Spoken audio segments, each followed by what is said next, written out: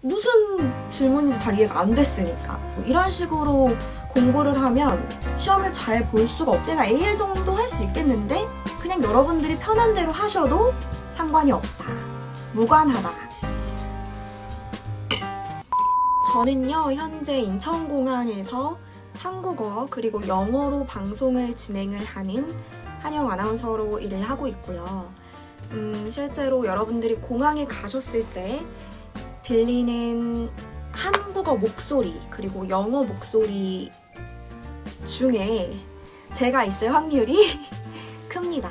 또 공항에서 진행을 하는 다양한 행사, 특히 영어 진행이 필요한 행사 같은 경우에는 제가 나가서 진행을 하고 있고요. 학부를 영어 영문학과를 전공을 했어요.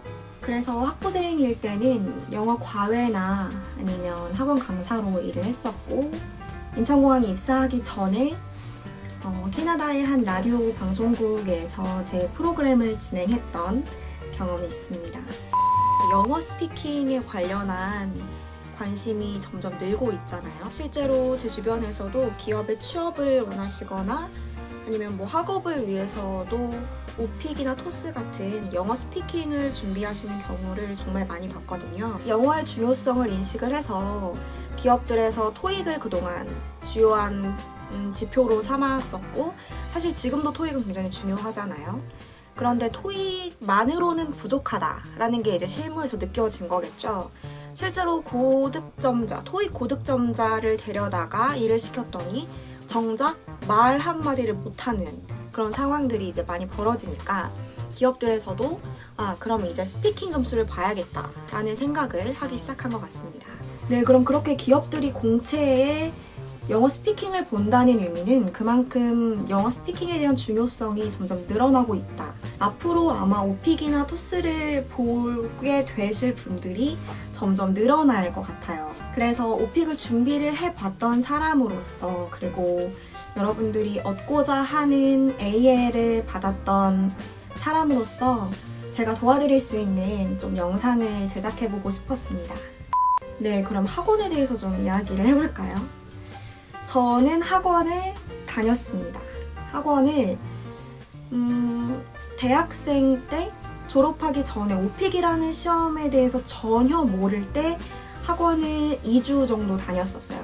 제가 학원을 다녔을 때 느꼈던 거는 스피킹 실력이 늘어난다는 것에 초점을 맞추면 안 되고, 학원에서 얻는 것은 그 재료들을 얻을 수 있는 것 같아요. 이런 질문들이 시험에서 나오는구나, 대답을 이런 방식으로 해야 되는구나 정도의 소스를 얻는다고 생각을 하시면 될 것 같습니다. 여러분들이 준비를 하는 기간을 조금 더 단축시키기 위해서 다니시는 걸 목표로 하셔야 된다고 생각해요. 학원을 다니면 내가 전혀 말을 못하는 내가 말문이 이렇게 트이겠지, 절대 그렇지 않습니다. 학원에서는 내가 스스로 얻어낼 수 없는 다양한 노하우나 어떤 팁들을 얻는 경로로 생각을 하셔야 됩니다.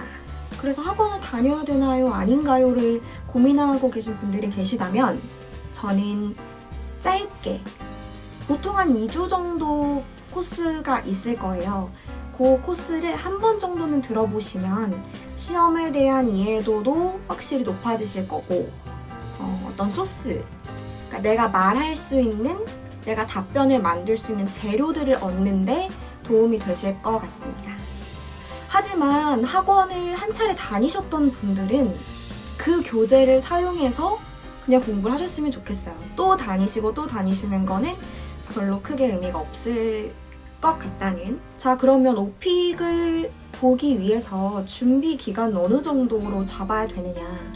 정답은요, 사람마다 다르죠. 내가 영어를 정말 못하고 영어에 대한 이해도, 스피킹에 대한 이해도가 정말 떨어지는 상황이라면 준비 기간은 길 수밖에 없어요. 오픽이라는 시험은 원어민이 내 대답을 듣고 총체적으로 평가를 하는 시험이에요. 그래서 내가 얼마나 내가 원하는 바를 상대에게 전달할 수 있느냐를 평가를 하는 시험입니다. 따라서 내가 하고자 하는 말을 전달을 잘 못해요.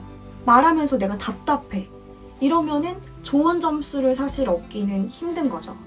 그런데 내가 나름대로 난 영어 플루언트해. 나는 내가 하고자 하는 말을 어느 정도 전달할 수 있어. 라고 자신이 있으신 분들 같은 경우는 제 기준에서는 3, 4일 정도면 충분히 보시고 시험장에 들어가실 수 있어요. 스피킹은 내가 어느 정도 레벨에 있느냐를 먼저 꼼꼼히 살펴보시고 난 뒤에 그 기간을 정하시는 게 맞습니다. 저도 몇 차례 이제 오픽을 쳤지만 가장 최근에 준비를 할 때는 한 3일 정도 준비를 하고 갔던 것 같아요. 저도 사실 평상시에 영어를 쓸 일이 크게 없기 때문에 뭔가 이렇게 좀 혀도 풀어주고 영어적인 마인드로 제 뇌를 좀 깨우는 시간이 필요했기 때문에 한 3, 4일 정도는 준비를 하고 갔던 것 같습니다. 그러니까 사람마다 다 다르다는 것, 그리고 내가 어느 정도로 내 의사표시를 할 수 있느냐를 좀 가늠을 해서 그 기간을 정하시는 게 좋을 것 같아요. 그런데 사실 가늠하기가 쉽진 않잖아요. 난 영어 잘한다고 생각했는데 사실 그렇지 않을 수도 있는 거고, 아니면 난 영어를 정말 못해라고 생각했는데 실제로는 꽤 영어 좀 하는데 스피킹이 꽤 되는데 인 사람도 있을 수 있어요. 가늠이 안 된다면 어떤 방법을 제가 추천을 하냐면 요즘 유튜브에 굉장히 좋은 소스들이 많이 올라와 있어요. 뭐 AL 답변, IH 답변, IM 답변 이런 것들이 정말 무수하게 올라와 있거든요. 그런 것들 한번 들어보세요. 들어보시면 대충 나는 한 요 정도 레벨이겠구나. 이게 가늠이 좀 되거든요. 스스로 좀 그 샘플 답변들을 한번 들어보시고 그 다음에 기간을 정하시는 게 좋습니다. 이제 서베이에 관한 이야기를 좀 해볼까 해요. 서베이는 오픽 시험을 보기 가장 초반부에 여러분들에 대해서 설문조사를 하는 란이 있어요. 그래서 오픽 시험 같은 경우는 이 설문조사를 토대로 해서 문제가 나옵니다. 즉, 예를 들어 볼게요. 내가 스포츠를 좋아해요. 스포츠를 좋아하면 스포츠 관람을 한 경험을 얘기해봐라. 스포츠를 보러 갔을 때 가장 기억에 남는 경험을 얘기해봐라. 아니면 스포츠 관람을 누구와 함께 갔는지 묘사해봐라. 라는 식의 그것과 관련된 질문들이 나옵니다. 그래서 이 서베이가 굉장히 중요하겠죠. 내가 어떤 질문을 받을지를 사전에 어느 정도 컨트롤할 수 있는 전략을 짤 수 있는 구간이 바로 서베이예요. 그래서 서베이를 진실되게 해야 되냐, 내가 학생이면 꼭 학생이라고 찍어야 되느냐, 내가 직장인이라면 내가 일하고 있다고 찍어야 되느냐. 근데 그렇지 않습니다. 그렇게 하지 않으셔도 돼요. 사실 내 영어 성적을 솔직하게 평가를 받고 싶다면 서베이를 솔직하게 찍으시는 게 맞는데요. 대부분의 분들은 영어 점수가 필요한 거잖아요. 내가 높은 점수를 받아서 빨리 이 오픽을 끝내고 싶다, 이런 목적을 가지고 보시는 거기 때문에 서베이도 전략적으로 접근을 해주시는 것이 맞습니다. 그럼 서베이는 어떻게 해야 되느냐? 여러분들이 기억하셔야 될 것은 딱 한 가지예요. 질문의 범위를 좁히는 데 사용을 하셔야 돼요. 예를 들어서 이런 질문이 있어요. 현재 어떤 분야에 종사하고 계십니까? 회사냐? 가사냐? 교사냐? 뭐 군복무 중이냐? 이런 걸 체크를 하게 되어 있어요. 그럼 내가 회사에 체크를 하면 회사 생활에 관련한 질문이 나올 거예요. 근데 여기 어떤 항목이 더 들어가 있냐면 일 경험 없음이라는 체크란이 있습니다. 여러분들은 그곳에 체크를 해주시면 아예 이 항목에 관련한 질문은 나오지 않을 거예요. 또 같은 맥락에서 귀하는 학생입니까? 라는 질문이 있어요. 이건 예, 아니요로 답할 수 있는데 어떻게 하면 될까요? 노를 선택하시는 게 질문의 폭이 좁아지겠죠? 내가 비록 학생이지만 노를 체크를 하는 거죠. 그러면 그 부분에 대한 질문은 나오지 않을 거예요. 네, 그런데 만약에 귀하는 주로 어떤 운동을 즐기십니까? 라는 질문이 서베이에 있다고 생각을 해볼게요. 그럼 나는 예를 들어서 테니스를 정말 좋아하는 사람이에요. 테니스를 체크를 합니다. 근데 어떤 걸 생각을 하셔야 되냐면 여러분 테니스의 룰에 대해서 알고 계세요? 테니스 규칙에 대해서 설명할 수 있나요? 사실 한국어로도 쉽지 않아요. 그쵸? 그리고 이제 스포츠 같은 경우는 전문적인 용어도 굉장히 많이 쓰이잖아요. 그렇기 때문에 이왕이면 스포츠를 하지 않는 사람으로. 거기 선택지에 이런 게 있어요. 운동을 전혀 하지 않음. 뭐 이런 거를 찍어주시면 운동에 관련한 질문은 또 나오지 않을 겁니다.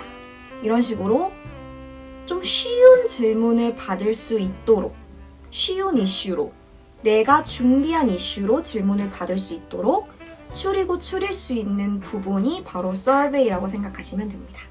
물론 서베이를 어떻게 할까는 전적으로 여러분들의 몫이에요. 그렇지만 팁을 드리는 거죠. 나는 일도 하지 않고 학생도 아니고 운동도 싫어하는 사람으로 서베이를 하시면 좀 더 쉽게 게임을 풀어가실 수 있을 거예요. 자, 그럼 여기서 한 가지 염려하는 부분이 생기게 되죠. 자, 서베이를 그렇게 했는데 자기소개하는 란에 가서 셀프 인트로덕션에 가서 I'm a student, 내가 학생이라고 이야기를 해요. 그러면 어떡하지? 이게 서베이는 아니라고 했는데 인트로덕션에는 student라고 얘기를 하면 이게 다르잖아요 라고 생각을 하실 수도 있어요. 그런데 핵심은 뭐냐면 채점자들은 여러분들이 서베이를 어떻게 찍었는지 전혀 모르는 상태로 여러분들의 답을 듣게 됩니다. 즉, 여러분들이 학생이라고 찍었는지 학생이 아니라고 찍었는지 채점자는 몰라요. 따라서 여러분들이 서베이를 어떻게 찍었든지 간에 셀프 인트로덕션이나 그 뒤에 대답을 그냥 여러분들이 편한 대로 하셔도 상관이 없다. 무관하다. 자, 그럼 모든 대답을 완벽히 해내야 A를 받을 수 있을까요? 사실 저도 처음에 오픽 시험을 준비를 할 때 이 부분이 가장 염려가 됐어요. 모든 답변에 엄청 플루언트하게 답변을 할 수 있을까? 사람이 어쨌든 내가 평소에 말을 잘했어도 시험이라고 생각이 든다거나 누군가가 내 답변을 평가할 거라고 생각이 든다면 뭔가 이렇게 더듬더듬 할 수도 있고 실수를 할 수도 있고 이런 부분에서 내가 잘할 수 있을까? 이걸 생각을 했었거든요. 오픽은 어떤 시험이냐면요, 여러분. 시험자가 100명이 있다고 생각을 해볼게요.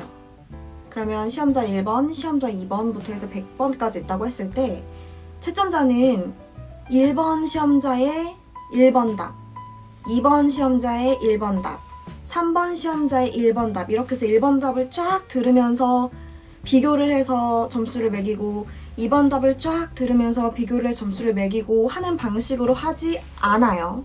그렇게 하지 않아요. 오픽은요, 어떻게 채점을 하냐면 한 채점자가 한 사람의 답을 셀프 인트로덕션부터 해서 끝부분까지 다 총체적으로 들어요. 쭉 앉아서 1번부터 15번까지의 그 응시자의 답변을 쭉 듣습니다. 그리고 이 정도면 AL이지. 이 정도면 IH지라고 평가를 하는 시험이에요. 그래서 원어민이 1번부터 15번까지를 쭉 듣고 이 정도면 원어민스럽네. 꽤 원어민스럽네. 그럼 AL을 주는 거겠죠. 핵심은 그거예요. 내가 1번부터 15번까지 충실히 모든 것을 다 얘기를 잘했다? 그럼 A를 받을 수 있냐? 그렇지 않아요. 1번부터 15번을 쭉 들었을 때 얘가 어떤 어휘를 구사하는지, 어떤 시제를 사용하는지, 어떤 구문을 사용하는지, 그래서 진짜 원어민이 듣기에 원어민스럽고 괴리감이 없고 자연스러운가, 유창한가, 충분히 의사가 전달이 되는가를 총체적으로 평가하는 시험입니다. 따라서 한두 문제 정도 내가 잘 못 알아들었거나 혹은 할 말이 없을 수도 있어요. 그 질문에. 그럴 때 지금 생각했을 때 나 별로 할 말이 없어. 한 이 정도로 얘기하면 될 것 같아요. 이렇게 하고 넘어간다면 그 질문에 대한 대답은 안 했지만 자연스럽지 않나요? 내가 그 질문에 대한 대답을 똑부러지게 하지 못했을지언정 원어민스럽고 자연스럽고 영어 같은 영어를 구사했기 때문에 그렇게 크게 마이너스가 되지 않는다는 겁니다. 제 경험을 잠깐 얘기를 해볼게요. 가장 최근에 오픽 시험을 보러 갔을 때 appointment 관련한 질문이 나왔어요. 어떤 질문이었냐면 What kinds of things do you usually do when you have an appointment? What kinds of things do you usually do when you have an appointment? Tell me what a typical appointment is like for you. 라는 질문을 했습니다. 제가 이 질문을요 2번을 들었는데도 무슨 말인지 이해가 안 되는 거예요. 그러니까 한국말로 하면 이거잖아요. 너 약속 자리가 보통 어때? 너 약속에 나가면 보통 뭘 해? 이런 질문인데 여러분 한국말로 들었을 때도 좀 이상하지 않나요? 너 약속 자리에 나가서 보통 뭘 해? 무슨 약속인지도 몰라. 이 질문의 의도가 뭔지도 몰라. 영어로 이 질문을 들었을 때 저는 질문이 약간 이상하다고 생각이 들었어요. 그래서 할 수 있는 말이 많이 없었어요. 무슨 질문인지 잘 이해가 안 됐으니까. 그래서 저는 그냥 이런 식으로 이야기했던 것 같아요. When I meet my besties, I usually do blah blah blah. I usually talk about blah blah blah. 뭐 이런 내용. 아니면 뭐 When I go to see a doctor, I normally, I frequently do blah blah blah. 제 기억으로는 되게 허접한 답변을 했어요. 뭐 헤어 살론에 갔을 때는 뭐 이렇게 하고 나의 베스트 프렌드들 만나러 갈 때는 뭐 이런 걸 했어. 근데 대답이 너무 애기 같고 마음에 안 들었던 거예요. 그래서 제가 내용은 그냥 대충 얘기하고요. 뒷부분에 Well, but this is all I can say right now. 그냥 이렇게 덧붙였어요. 정말 전체 대답의 길이가 한 10초도 안 됐었던 것 같거든요. 근데 제가 A를 받았잖아요. 그러니까 제가 증인이 될 수 있을 것 같아요. 모든 질문에 유창하고 엄청 퍼펙트하게 대답을 할 필요는 없다.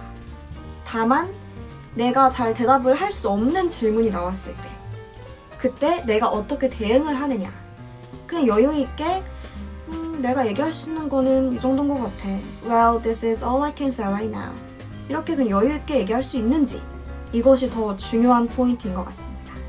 그래서 여러분들이 준비를 하셔야 될 거는 사실 어떤 질문이 나왔을 때 대답을 어떻게 해야지 라고 하면서 질문 하나 써놓고 스크립트 달달달 외우고 또 질문 하나 써놓고 스크립트 달달달 외우고 이런 식으로 공부를 하면 시험을 잘 볼 수가 없어요. 왜냐? 실제로 그 질문이 나온다는 보장이 없죠. 그리고 질문의 가짓수가 굉장히 많기 때문에 시험 전에 그 모든 스크립트를 여러분들이 다 외우고 시험장에 들어가는 것도 불가능한 일이에요. 그럼 여러분들이 준비를 해야 될 건 무엇이냐? 바로 이렇게 막혔을 때 내가 그냥 능숙하게 여유있어 보이게 넘어갈 수 있는 표현 몇 가지를 외워두는 거죠.